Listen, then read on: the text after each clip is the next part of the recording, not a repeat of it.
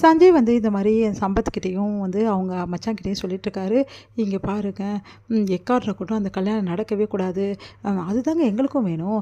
அந்த டைமில் தான் நீங்கள் யூஸ் பண்ணிக்கணும். இந்த டைமில் அவனை ஒன்றும் பண்ண முடியலன்னா ஒன்றும் பிரச்சனை கிடையாது.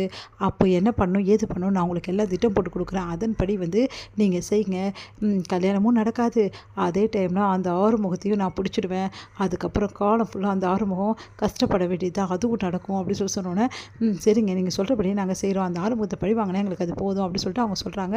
சஞ்சய் வந்து, ஆறுமுகம் உனக்கு இருக்குடா, இதுக்கு நீ என்ன தான் வந்து குட்டிக்காரன் நடித்தாலும் சரி, நான் மட்டும் உன்னை விடவே மாட்டேன்டா, எப்படியும் உன்னை பைரவி கூட வாழ விட மாட்டேன்டா அப்படின்னு சொல்லிட்டு யோசிச்சுட்டு இருக்காரு. இங்கே வந்து என்ன பண்ணுறாங்க, ரொம்ப சோகமாக இருக்கார் வந்து மகாவோட தம்பி. அதை பார்த்துட்டு மகா என்னடா ஆச்சு அப்படின்னோடனே, பின்ன என்னக்கா நீ என்ன சொன்ன, காயத்ரி எனக்கு கல்யாணம் பண்ணி வைக்கிறேன் சொன்னேன், நிச்சயம் நல்ல பண்ணி நடந்துச்சேக்கா, எனக்கு எப்படிக்கா கல்யாணம் பண்ணி வைப்பேன், கல்யாணம் வரைக்கும் டைம் இருக்குடா, அதுக்கப்புறம் நான் என்ன பண்ண போகிறேன்னு பாரு. இந்த மகா சும்மாவே இருக்க மாட்டா, எப்படியாவது வந்து இந்த கல்யாணத்தை நீத்திடுவேண்டா. அப்புறம் அந்த டைமில் மாப்பிள்ளை யாரும் கிடைக்கலன்னு வேறு வழி இல்லாமல் ஒன்றை தான் கல்யாணம் பண்ணி வைப்பாங்க. அதுக்கப்புறம் என்ன, இந்த சொத்துக்களை நீ தான்டா அதிபதி. அக்கா இதெல்லாம் நடக்குமாக்கா, கண்டிப்பாக நடக்கும்டா, நீ ஏன் கவலைப்படுற அப்படி சொல்லிட்டு இருக்காங்க. ஐயோ மழை வர மாதிரி இருக்கேன், முதல்ல துணி மேலே காய போட்டுருக்கும், அதெல்லாம் எடுத்துடலாம்னு சொல்லிட்டு சிந்து ஓடி போய் எடுக்க போகிறாங்க. அந்த டைமில் கரெக்டாக மகாவோட தம்பி வந்து இசைக்கு வந்து பார்க்குறாரு. பார்த்துட்டு, ஓ மழையில் உன்னை நனைய விட்டால் தான் வேலைக்காகும், நீ நனைஞ்சு ஒரு வழி ஆகணும் அப்படின்னு சொல்லிட்டு யோசிச்சு என்ன பண்ணாரு, லாக் பண்ணிடுறாரு மேலே கதவை.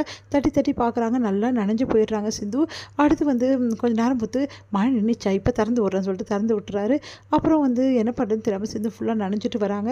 அதை பார்த்து வந்து சிவா வந்து, எங்கே போயிருந்தேன் சிந்து அப்படின்னோடனே, துணி எடுக்க போனேன் டாக்டர், ஆனால் ஃபுல்லாக நனைஞ்சிட்டேன் அப்படின்றாங்க.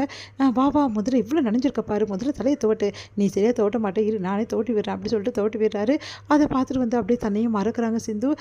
டாக்டரே, உண்மையிலே வந்து நீ காட்டுற பாசம் வந்து என்னை வந்து மெய்மறக்க வைக்கிது டாக்டரே, என்னால் முடியல டாக்டரே, உன் கூடவே காலம் ஃபுல்லாக இருக்கணும்னு தோணுது டாக்டரே, ஆனால் ஒரு சின்ன பயம் என் மனசில் வந்து வாட்டி எடுக்குது, என்னை வந்து எப்படியாவது வந்து உன்கிட்டேருந்து பிரிச்சுடுவோன்னு சொல்லிட்டு பயமாக இருக்குது டாக்டர் அப்படின்னு சொல்லிட்டு மனசில் யோசிக்கிறாங்க.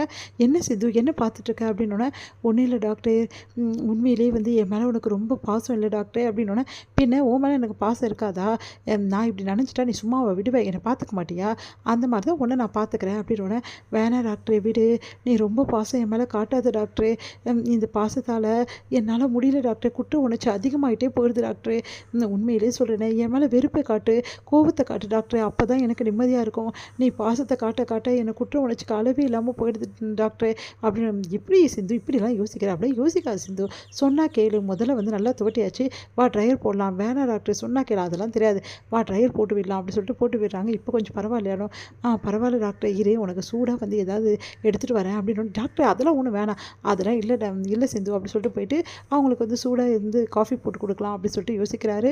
அந்த டைமில் கரெக்டாக அங்கே வராரு இசைக்கு. என்ன பண்ணிகிட்ருக்கான் இவன் அப்படின்னு சொல்லிட்டு அவங்க அம்மாவும் வராங்க. என்ன பண்ணிகிட்ருக்க, இல்லை சிந்து மழையில் நனைஞ்சிட்டா, அவளுக்காக வந்து காஃபி போட்டு, இதெல்லாம் உனக்கு தேவையா, ஏன் இப்படிலாம் பண்ணிகிட்ருக்க அப்படின்னு கேட்குறாங்க. அதை கேட்டுட்டு, இங்கே பாருங்கள் சிந்து எனக்காக எவ்வளவோ பண்ணுவா, அவளுக்கு நான் இதெல்லாம் பண்ணுறதுல தப்பே கிடையாது, மழை நனைஞ்சா பண்ணி தான் அவனு சொல்லிட்டு மழையில் நனைஞ்சு சிந்துக்காக காஃபி எடுத்துகிட்டு போகிறாரு. இதை பார்த்து இசைக்கு வந்து, அக்கா நான் பண்ணது எல்லாமே வேஸ்ட்டாக போகுதுக்கா, என்னடா நான் தான்க்கா சிந்து மேலே மழையில் நனையிட்டோன்னு சொல்லிட்டு வந்து லாக் பண்ணக்கா கதவை, கடைசியாக இந்த உன் புள்ள இருக்கானே இந்த மாதிரி பண்ணுறாங்க்கா, எதுக்குக்கா இப்போ அவளை போய் அப்படி கவனிக்கிறான், அதனால எனக்கும் புரியல, நம்ம ஒன்று செய்ய போனால் வேறு ஒன்று நடக்குதுக்கா அப்படி சொல்லிட்டு டென்ஷன் ஆகுறாரு. இங்கே வந்து என்ன பண்ணுறாங்க, பைரவி வந்து அந்த சஞ்சயை பற்றி ரொம்ப உயர்வாக பேசிட்டு போகிறாங்க. சஞ்சய் வரலன்னா இன்னும் என்ன நடந்திருக்கும் அப்படிலாம் பேசிட்டு போகிறாங்க. அதெல்லாம் கேட்டு ஆறுமுகம் செம்ம கடுப்பாக இருக்காரு, இந்த சஞ்சயை பற்றி புரிஞ்சிக்கவே மாட்டாளா அப்படின்னு.